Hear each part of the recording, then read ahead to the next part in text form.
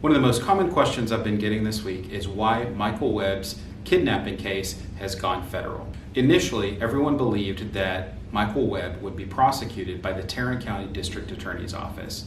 We learned early this week that the FBI and federal prosecutors have taken over the investigation and the prosecution. The big question is why.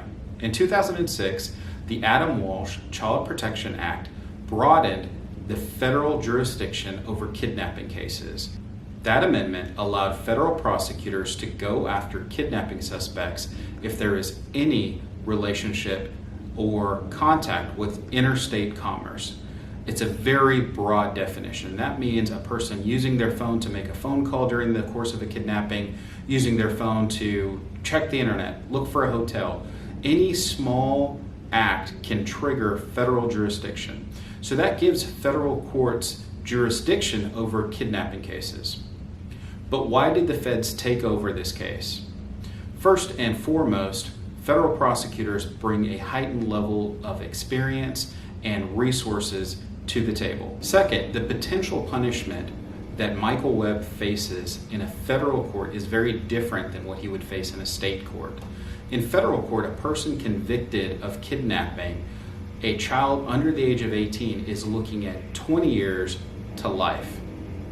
While the state system offers an opportunity to go after a person for aggravated kidnapping, a first-degree felony that's 5 to 99 years or life, the difference is in the state system, a person can become eligible for parole at halftime, or at least to apply for parole. In the federal system, parole has been abolished.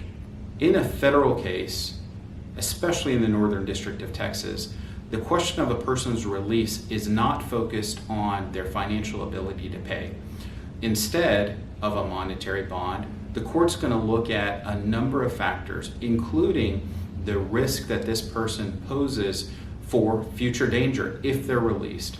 The chances of being released on a case like this in the federal system are much, much lower to almost non-existent, as opposed to in the state system where someone could post some sort of a financial promise to appear in court.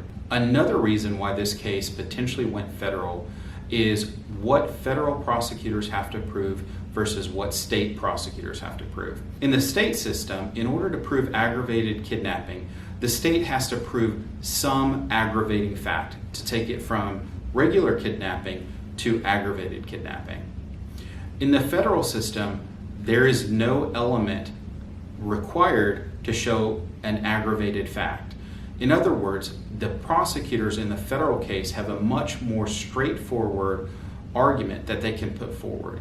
Additionally, as a federal case, there's a greater likelihood that the victim will never need to be called to the stand. We're in the very early stages of the federal prosecution against Michael Webb. We'll keep a close eye on what's happening, what information becomes public, and we'll keep you updated along the way.